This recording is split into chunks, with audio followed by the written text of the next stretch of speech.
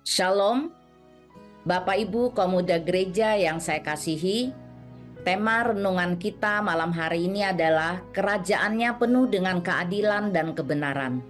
Diambil dari Yesaya 9 ayat 6 yang berbunyi, besar kekuasaannya dan damai sejahtera tidak akan berkesudahan di atas tahta Daud dan di dalam kerajaannya. Karena ia mendasarkan dan mengokohkannya dengan keadilan dan kebenaran dari sekarang sampai selama-lamanya. Kecemburuan Tuhan semesta alam akan melakukan hal ini. Bangsa Israel tidak asing dengan pemerintahan seorang raja. Namun kita melihat bahwa tidak ada satupun raja-raja Israel zaman dahulu bahkan sampai saat ini para pemimpin dan para penggiat hukum yang bisa berlaku adil dan berlaku benar secara sempurna. Nabi Yesaya menubuatkan tentang kelahiran seorang anak yang akan menjadi seorang raja yang memerintah sebuah kerajaan yang penuh dengan keadilan dan kebenaran dari sekarang sampai selama-lamanya. Kerajaan ini bukan kerajaan secara fisik, tapi berbicara tentang kerajaan Allah, di mana Yesus telah diurapi dan dilantik menjadi raja yang kekal. Mengapa kerajaan Allah ini penuh dengan keadilan dan kebenaran? Karena Allah di dalam Yesus Kristus adalah sumber keadilan dan kebenaran yang hakiki.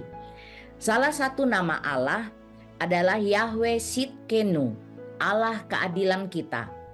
Yesus pernah berkata, "Akulah kebenaran." Dalam tradisi Alkitab, nama itu identik dengan karakter. Jadi keadilan dan kebenaran adalah karakter raja kita yang mempengaruhi seluruh kata dan tindakannya dan juga memenuhi seluruh kerajaannya. Keadilan dan kebenaran adalah budaya kerajaan Allah. Sebagai orang-orang yang mengakui Yesus sebagai Tuhan dan Raja, kita seharusnya juga memiliki budaya ini. Keadilan dan kebenaran tidak bisa dipisahkan, karena adil itu berarti bertindak dengan benar sesuai standar kebenaran atau ketetapan hukum yang berlaku. Dalam hidup sehari-hari, bagaimanakah kita dapat bertindak adil dan benar? Yang pertama, kita harus selalu melekat pada Tuhan Yesus Kristus sebagai sumber keadilan dan kebenaran. Di luar Kristus, kita tidak dapat berbuat apa-apa. Yang kedua, mari kita jadikan firman Tuhan sebagai standar kebenaran tertinggi dalam hidup kita. Untuk dapat berlaku adil dengan sesama misalnya, kita bisa melihat prinsip yang diajarkan Alkitab dalam Matius 7 ayat 12. Segala sesuatu yang kamu kehendaki supaya orang perbuat kepadamu, perbuatlah demikian juga kepada mereka. Itulah isi seluruh hukum Taurat dan kitab para nabi.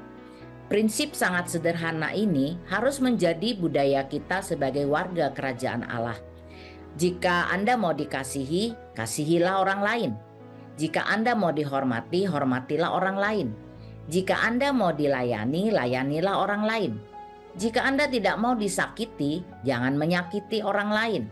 Jika Anda tidak mau dihina, jangan menghina orang lain. Adalah tidak adil dan tidak benar jika Anda tidak mau disakiti, tapi menyakiti orang lain terus. Anda maunya dihormati, tapi menghina dan mencaci maki orang terus. Nah, prinsip kerajaan ini mengajarkan kita untuk tidak egois, tidak hanya bisa menuntut dan menghakimi orang lain. Egois, menghakimi, menuntut, itu adalah bagian dari perbuatan daging.